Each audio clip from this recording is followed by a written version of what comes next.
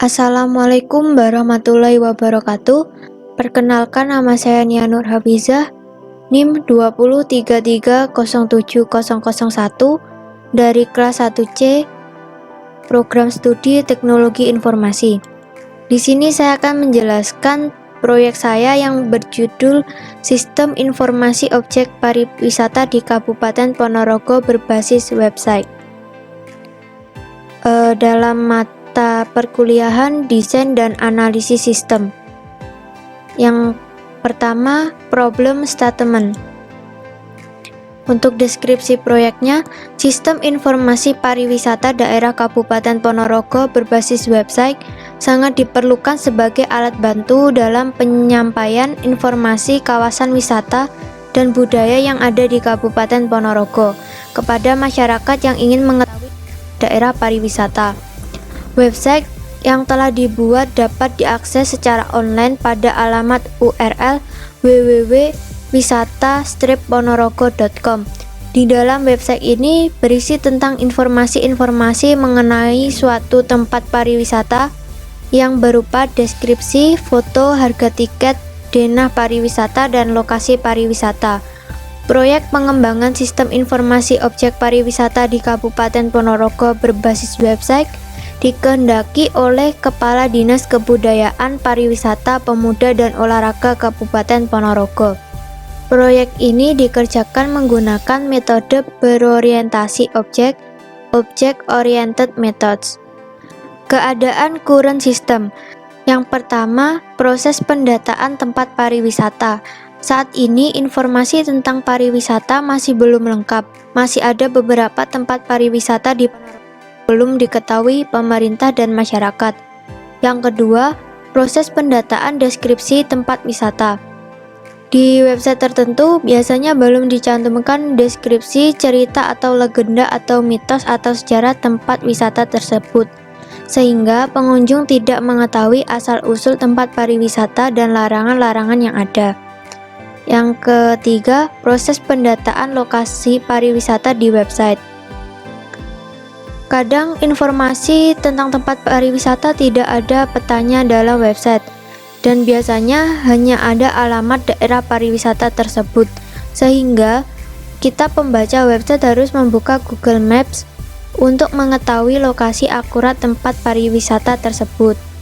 Sistem yang akan dibuat hampir sama dengan sistem yang sebelumnya. Selain itu, akan ada pembaruan-pembaruan yang dilakukan. Kemudian yang kedua, ada aliran sistem informasi lama. Di sini ada diagram aliran sistem informasi lama. Untuk keterangannya, admin menyerahkan data pariwisata, data admin, data kecamatan, data pengunjung website kepada seksi pengembangan daya tarik wisata. Seksi pengembangan daya tarik wisata mengolah data dari admin menggunakan Microsoft Excel. Yang kemudian hasil pengolahan data pada website berupa laporan data-data pada website, daftar pengunjung website, data kecamatan, dan data admin. Data kecamatan dan data admin diarsipkan satu rangkap oleh seksi pengembangan daya tarik wisata, sedangkan laporan data-data pada website dan daftar pengunjung diserahkan kepada Kepala Dinas Pariwisata untuk diketahui dan ditandatangani. Laporan data-data pada website dan daftar pengunjung diarsipkan oleh Kepala Dinas Pariwisata satu rangkap dan seksi pengembangan daya tarik wisatawan satu rangkap.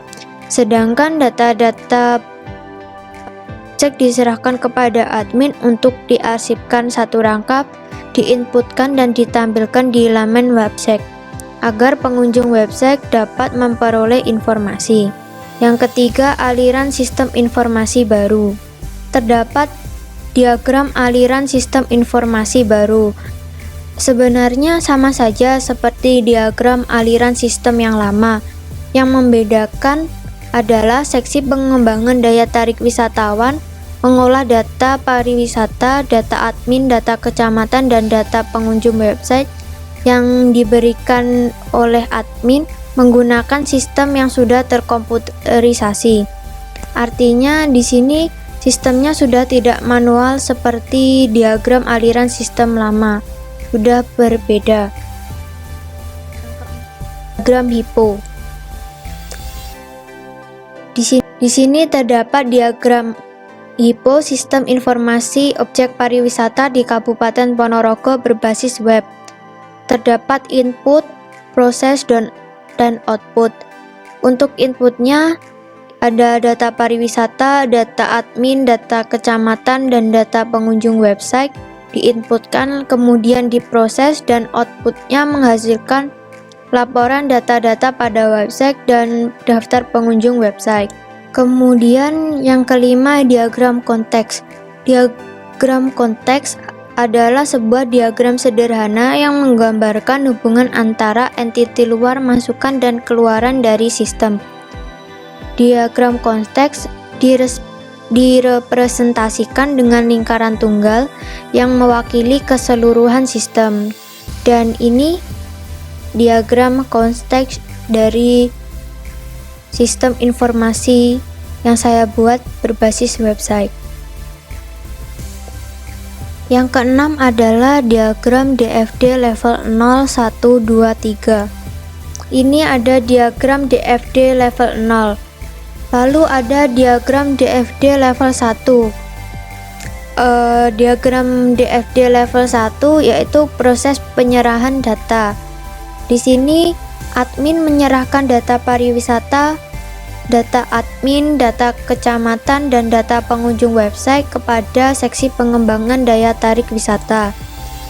Di sini ada diagram DFD level 1. Seksi pengembangan daya tarik wisata menginputkan data pariwisata, data admin, data kecamatan, dan data pengunjung website. Diagram DFD level 1 ini merupakan proses penginputan. Kemudian ada diagram DFD level 2. Dari data pariwisata diproses pengolahan data laporan menjadi laporan data-data pariwisata.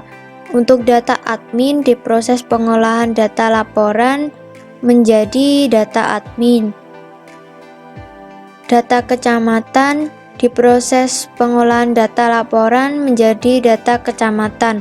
Lalu data pengunjung website diproses pengolahan data laporan menjadi daftar pengunjung website.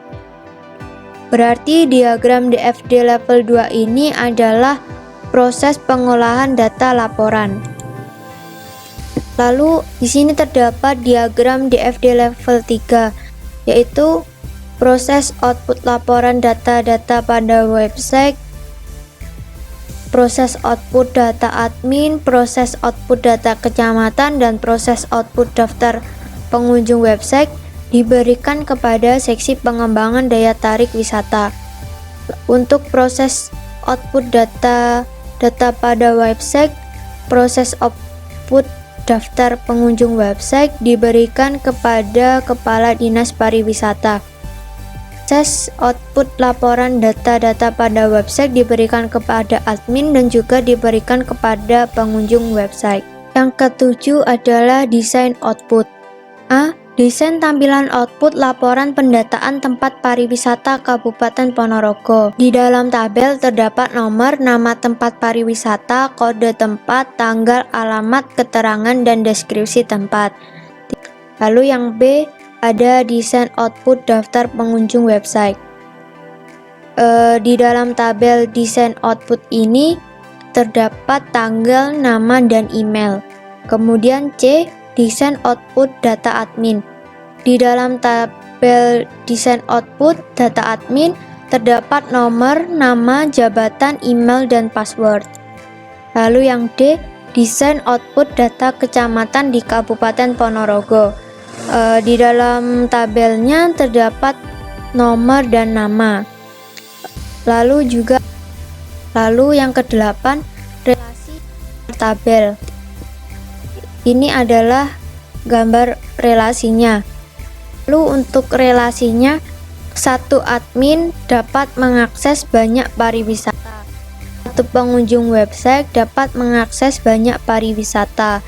satu kecamatan memiliki banyak pariwisata dapat dimiliki satu kecamatan. Yang ke-9, desain tabel. Untuk desain tabel adminnya ada nomor, nama, tipe, panjang, keterangan. Lalu desain tabel pariwisata. Lalu untuk desain tabel kecamatannya juga sama. Lalu untuk desain tabel pengunjung websitenya juga masih sama. Yang ke-10 dan 11, desain input dan desain proses. Di sini terdapat desain input data admin. Ada form input data admin. Terdapat nama, dan email, password. Lalu ada pencarian, refresh, save, edit, delete, dan exit. Ini untuk informasi data admin. Desain proses data admin. Setelah input data admin, maka akan terbentuk akun yang digunakan untuk login ke website dan dapat mengedit website. Kemudian ada desain input data pariwisata. Ini untuk form input data pariwisata, terdapat nama tempat pariwisata, kode tempat, tanggal, alamat, keterangan, deskripsi tempat. Untuk desain proses data pariwisata, setelah input data pariwisata, maka data tersebut akan ter-up atau ditampilkan di laman website. Kemudian desain input data kecamatan. Form input data kecamatannya ada nomor, ada nama. Desain proses data kecamatan. Setelah input data kecamatan, maka data tersebut akan ter-up atau ditampilkan di laman website. Lalu ada desain input data pengunjung website. Form input data pengunjung website ada tanggal, ada nama, ada email. Desain proses data pengunjung website. Setelah input data pengunjung website, maka data tersebut akan terkumpul dalam sebuah tabel. Yang ke-12 adalah analisis biaya. Yang pertama ada tabel analisis biaya. Untuk biaya-biayanya, yang pertama biaya pengandaan, yang kedua biaya persiapan operasi, yang ketiga biaya proyek. Di dalam biaya proyek terdapat biaya konsultasi, tahap analisis sistem, tahap desain sistem, dan tahap penerapan sistem. Kemudian yang keempat biaya operasi dan perawatan. Total biaya-biaya tahun ke-0 44.460.000, tahun pertama 4.150.000, tahun kedua 4.200.000, tahun ketiga 4.650.000, tahun keempat 4.950.000. Yang kedua, tabel analisis manfaat. Untuk manfaat-manfaatnya, yang pertama keuntungan berwujud. Maaf, ini salah penulisan. Yang kedua, keuntungan tak berwujud.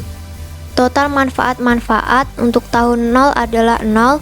Tahun pertama 12.500.000, tahun kedua 14 juta, tahun ketiga 16.800.000, tahun keempat 19.200.000.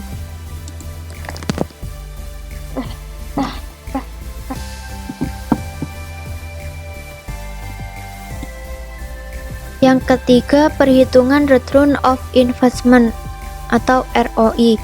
Proyek sistem informasi ini bernilai 62.410.000. Dari dokumen tersebut dapat dilihat dari total manfaatnya adalah manfaat tahun ke-1, kedua, ketiga, keempat. Total manfaatnya 62.500.000. Sedangkan total biaya yang dikeluarkan dari tahun ke-0, ke-1, kedua, ketiga, dan keempat adalah 62.410.000.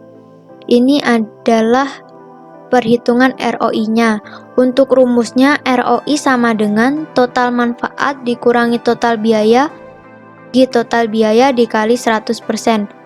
62.500.000 dikurangi 62.410.000 dibagi 62.410.000 dikali 100%. ROI-nya mendapat keuntungan 14%. Sistem informasi yang saya buat ini tujuannya adalah sebagai sarana informasi dan pelayanan kepada masyarakat. Sekian dari saya, kurang lebihnya mohon maaf. Wassalamualaikum warahmatullahi wabarakatuh.